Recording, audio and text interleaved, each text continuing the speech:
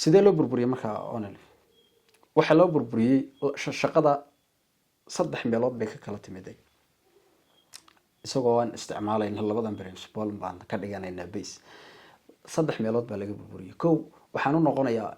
yahay la oran jiray isticmaalku asal ahaan waa wax ka mid ah bulshooyinka waxyaabaha lagu qabsado malik ibn gadaal wuxuu yiraahdaa ereygan isticmaar laftiisa isagu wuxuu yiraahdaa sax ma ahano wuxuu yiraahdaa ereygani waa waxyaabaha cidda wax guumeysatay bulshooyinka ama mujtamacaadka ay guumeysatay dabeetana markuu yimid Mustafa isaguna wuxuu qaatay projectiga ah onalif siyaasiyiin u burburiyo projectigaas asaga la wareeriyo wakiil la keenay Abdi wakiil la keenay Abdi Ilay la keenay wuxuu ku dhiiriday waxayna qabanin maxay ahayd madaxdii ka horeysay oo dhan aysan qabanin mashruucii ay madaxdii ka horeysay fulin waayeen ayuu boqolkiiba kale Al Jazeera ayaa waxay qortay maqaal ay tiri ما استعمار بامس واستخراب يعني iska celisay awoodii military ee xoog ku haysatay deegaanka si ayna taasi meesha uga baxdo maadaama waxba lagu qaadi waayay bulshadii iyaguna isku xidhan yihiin waa laga saaray laba shaqo oo waaweyn buu cabdi qabtay isagu onalif maxaa soo haray markaa onalif waxa soo haray markuu cabdi isdhiibay janibkii siyaasiga ama qaybtii siyaasiga soo haray oo iyadu dhisan markaa ayaa soo haray waxay Itoobiya ka fikirtay qaybtan maanta joogta in yaroo maaragtay dhowr iyo 10 nin baa ka soo xarootay ama 8 aynan ahayn intan maanta soo xaroonaysay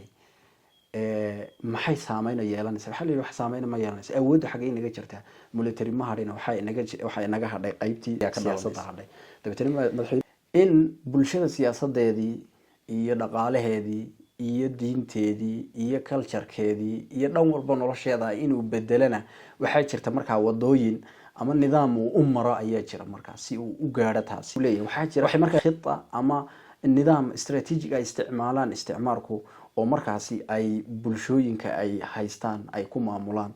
maaragtay taas waxa marka kowka laba qaybood weeyaan ku leeyahay waxyaabaha uu jebiyo awood walba oo bulshadaasi ay leedahay oo isaga laakiin ka soo horjeeda inuu jebiyo haddii ay tahay dad aqoon-yahana haddii ay tahay dad qoraya haddii ay tahay jabhad xir ku jirta ama dagaal ku jirta jabhad gudaha ka dagaalamaysa haddii tahay siyaasi mucaarado meel waxa uu leeyahay laba shay oo kala ilaaliya oo minus iyo plus isku ah marka la yiraahdo isticmaalka hab fikirkiisa wuxuu kala ilaaliyaa fikradda iyo siyaasadda ayuu kala ilaaliyaa oo meesha galbeedka ugu weyn ee isticmaalka haysta waa cid ugu weyn nin mucaarado kaliya oo magaalada meel ka degan waa la iska qaban karayaa jabhad waa la iska qaban karayaa oo kaliyeed banaan maaragtay u baxday laakiin bulsho kacday waa xaaladeedu way adkaanaysaa marka cabsida ugu weyn bulshada si aynan taasi ugu iman marka wuxuu sameeyay bulshada uu wareeriyaa bulshada sida dibiga loo wareerinayo wax aan ahayn meeshii saxda ahayd oo inuu ku dagaalamo ahayd ama uu aaday ahayd aan ahayn baa la tusaa principleska guud oo dhan way ka sameeyeen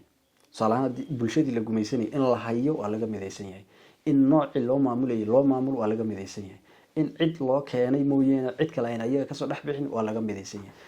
yahay cabdi markaa laba projectiyo waaweyn ayuu fuliyay kow waxa uu fuliyay arintii ay kari waayeen military meesha joogay ay kari waayeen oo ahaa in awoodda military in la adeegsado siyaasadda waa gaar waxa markaa la keenay madaxweyne cusub baa la keenay madaxweyne Mustafa la keenay shacab ma keenin bulsho ma dooranin ayaga keenay la soo dhaweeyaa la heshiiyo laakiin ujeedada loo socdo maxay ahayd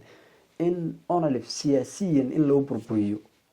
isku xidhnaanshaha siyaasadeed in banaanka la keeno asagana si military ahaan loo burburiyay in isagana loo burburiyo qorshe noocaas ayaa socday dabeetana qorshe muxuu noqday maadaama dibadda joogto waa in la soo xareeyo waa in la keenaa maadaama dibadda joogto cabdi oo dabeetana wadamada dibaddooda ayaa awoodi kari waayay inuu siyaasiyan onalif u burburiyo laakiin military ahaan wuu awooday maadaama gudaha ay la joogeen awood badan lagu siinayay marar badan buu u safray dibadda isagoo arintaas projectiga la siiyay si uu bal ugu guuleysto inuu onalif awood military ahaan u burburiyo fikir ahaan inuu bulshadii uga saaro fikirkoodii uu bahdilo iyo sidoo kale inuu maaragtay siyaasiyiin u burburiyo labadaas way horgaleen laakiin siyaasiyiin way horgali weeyday dabeetana aan ka hadlin sida tood ay u dhacday waxaan rabaa inaan ka hadlo isticmaalku muxuu sameeyaa wuxuu sameeyaa markii uu jabhadda awoodo siyaasiyiin inuu u helo ay gudaha ugu jirto kow wuxuu abuuraa wax la yiraahdo iskhilaaf ayuu abuuraa onalif laba loo kala jabiyay qabiil bay markii dambe tagtay madax kamid ah maqlayna iyagoo leh reebel anigu xilkan hayaa inay khalkhal jiro iyo isku dir jiro laba arrimood baa ku cadeynaya marka arintan inay xaqiiqo tahay ku cadeynaya maamulkooda nin kamid oo markaa gudoomiye la qaybtan ay dawladdu sameysay ah waxa kamid ahaa waxyaabihii codkii laga duubay aad garanaysaan waxa kamid ah wuxuu lahaa anigu reer hebel baan u sii hayaa maadaama reer hebel is hayaan waa project banaanka yaallu ahaa in qabiil lagu kala jabinayo